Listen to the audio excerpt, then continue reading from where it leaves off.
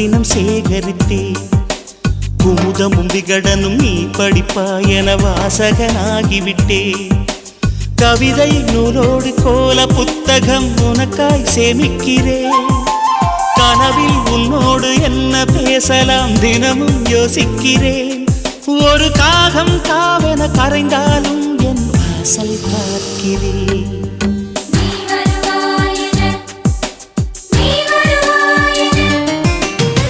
பார்த்து பார்த்து கண்கள் பூத்திருப்பேன்